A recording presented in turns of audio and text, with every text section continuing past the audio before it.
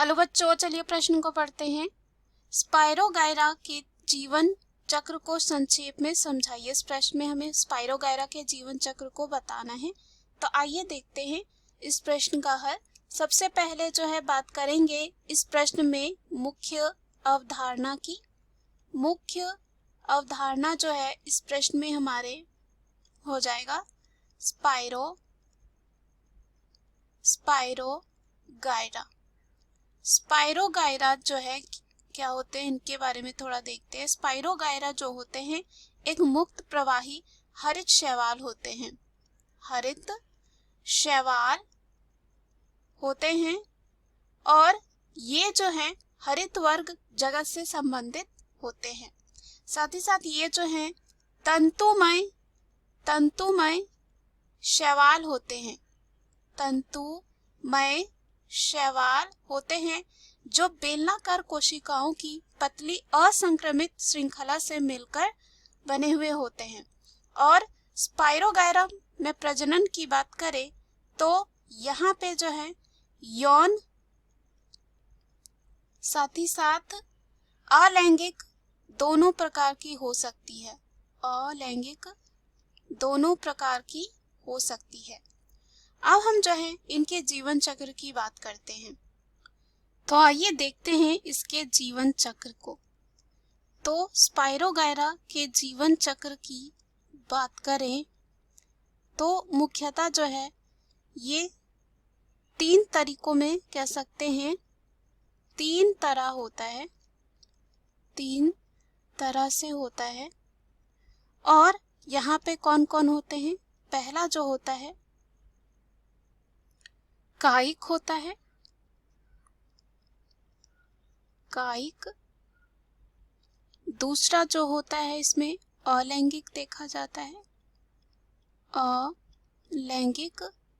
और तीसरा जो होता है वो होता है लैंगिक चक्र। लैंगिक चक्र। तो यहाँ पे बात करें जो कायिक और लैंगिक होता है, लैंगिक चक्र अलैंगिक चक्रों की तुलना में जो है अधिक सामान्य है।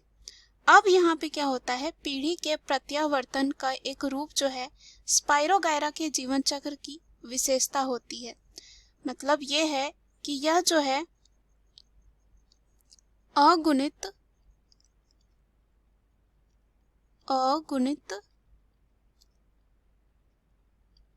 होता है। यानी कि अगर इसका अर्थ समझे, यह अगुणित होता है और जीव की अगुणित जो युग्मकों भित्ति संरचना जो है लंबी संरचना होती है। युग्मकों भित्ति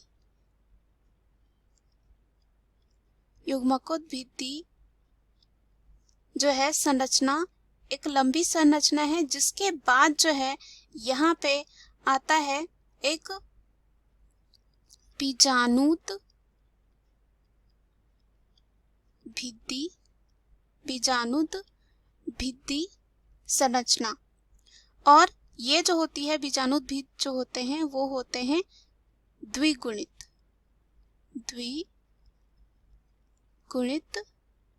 होता है। अगुणित जो होते हैं युग्मकों भिन्न होते हैं, यानी कि यहाँ पे जो संरचना बनेगी अगुणित युग्मकों भित्ति संरचना बनेगी। उसके बाद आएगा बीजाणुत भित्ति और जो होगा द्विगुणित। और हम कह सकते हैं आगे जाके ये भी कहते हैं कि एक संक्षिप्त जो है द्विगुणित युग्मजाणु होता है। अब यहाँ पे बात करें जो यौन या कह सकते हैं लैंगिक प्रजनन के दौरान जो है देखा जाता है कि जो ये होते हैं जीव का जो है जीवन चक्र अगुणित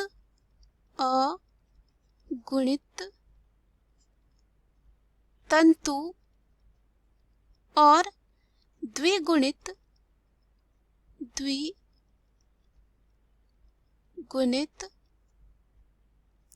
युग्म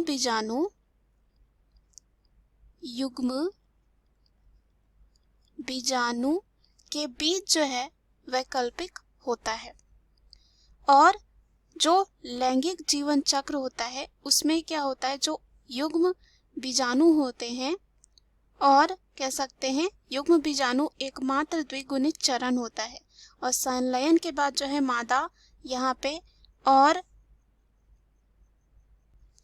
युग्मक जो है युग्म बीजाणु को छोड़ने के लिए जो है क्षय से गुजरती है। अब यहाँ पे जो युग्म बीजाणु होते हैं तालाब के तल पर तब तक रहता है जब तक कि अनुकूल स्थिति मौजूद नहीं होती है। अब जो युग्म बीजाणु होते हैं वो यहाँ पे अर्धसूत्री विभाजन के द्वारा जो है यहाँ पे विभाजित होकर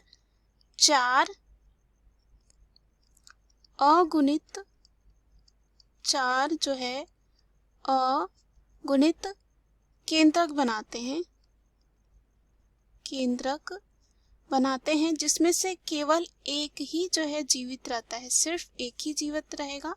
और यहाँ पे जो युग्म बीजाणु होते हैं तब धीरे धीरे आकार में बढ़ता है, और यहाँ पे क्या होता है, जनन जो है जनन नलिका, और कह सकते हैं जनन जो है नली को जो है छोड़ देते हैं, क्योंकि धीरे धीरे क्या हो जाता है, आकार में बढ़ जाते हैं और आगे जाके जो है ये फट जाते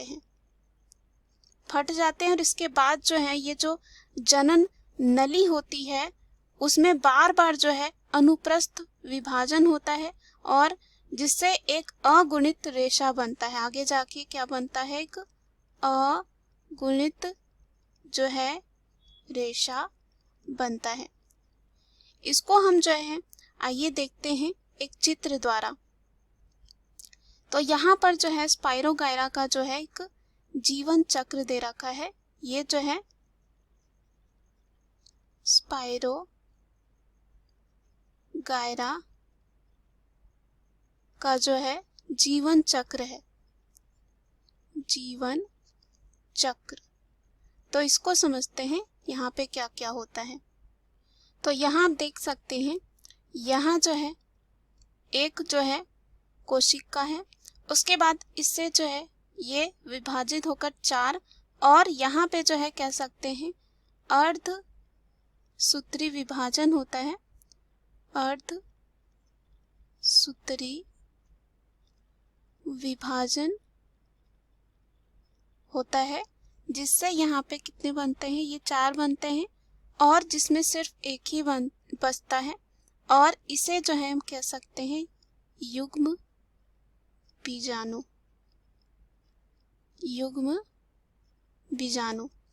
उसके बाद ये जो है युग्म बीजाणु जो होते हैं इनका जो है यहाँ पे अंकुरन हो जाता है। अंकुरन किसका, युग्म बीजाणु का, युग्म बीजाणु का। तो यहाँ पे ये जो है यहाँ पे अंकुरन होता है युग्म बीजाणु का। उसके बाद यहाँ पे जो है परिपक्व तंतु बनते हैं, परिपक्व जो है तंतु बनते हैं। उसके बाद यहाँ जो है संयुग्मन